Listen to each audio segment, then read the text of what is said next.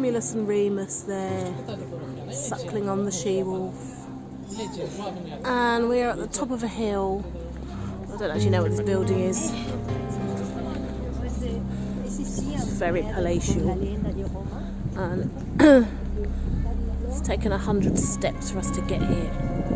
And I think here is the god Tiber. So this is, I believe, the personification of the river god Tiber. And we can see here this beautiful cornucopia in his hand. Clothes in there. And so we've got the Sphinx there.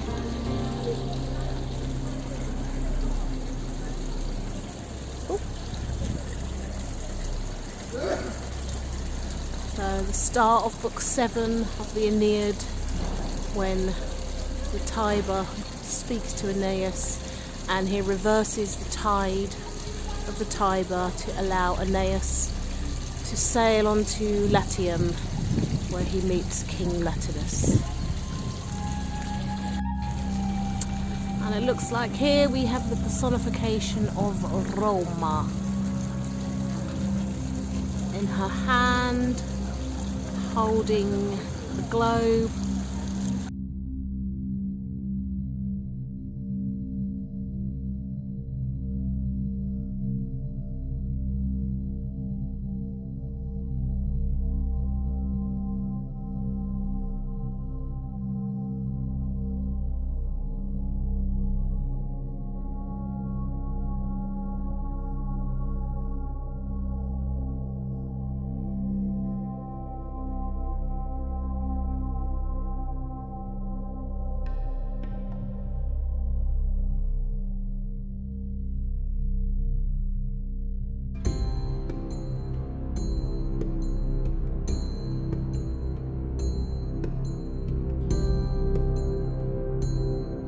As you can see, in Caesar Augustus Pater Patrae, and it is a replica of our favourite Prima Porta statue.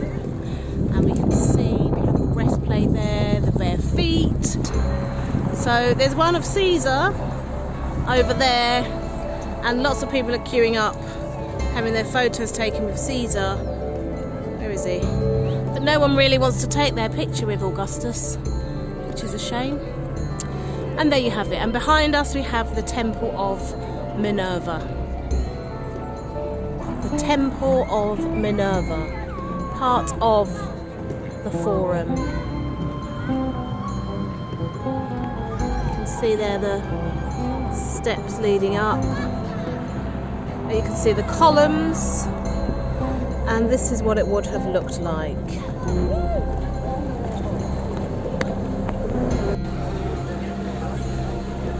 There's an Egyptian, or it's an obelisk there. It does have Egyptian writing on it. You can see the people hanging out. So if I get closer, just going to zoom in. So we can see here that it says Marcus Agrippa, consul, 3 times. 3 times. So he's saying when he was consul for the 3rd time, this is when he built it. He didn't actually build all of it, because behind it is the dome-shaped building, which I think originally was the temple to Diana, and now it is the Pantheon.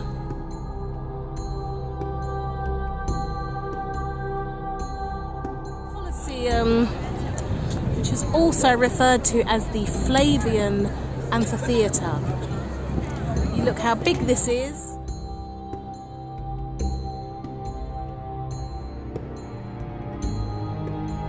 Claudian line ended with Nero. The next dynasty of emperors, the Flavians, decided to rededicate this land to the people, so they built this giant amphitheatre. So we're on the archaeological site of the Roman Forum. Here is the Arch of Titus, so this is a triumphal arch.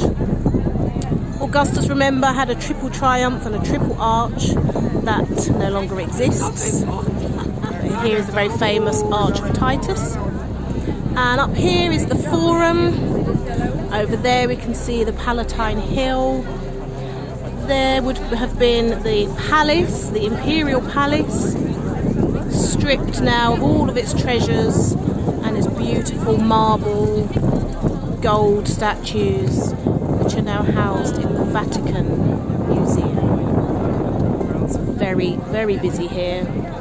We can see here the cobbled streets, and we can see there's another arch over there, and this would have been the roads that lead into the centre of Rome, into the Forum.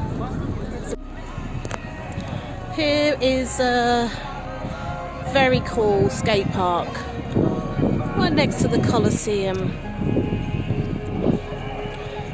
What a view!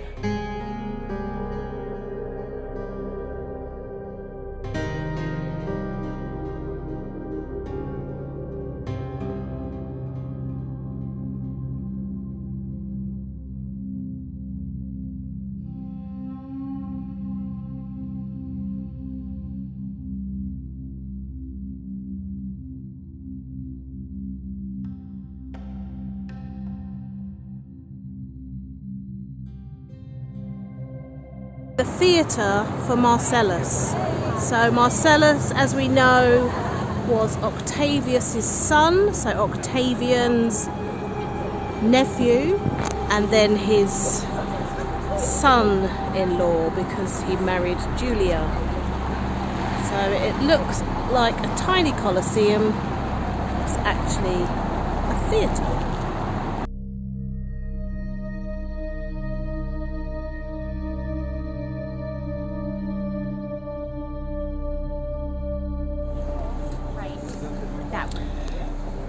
So this is the mausoleum of Augustus.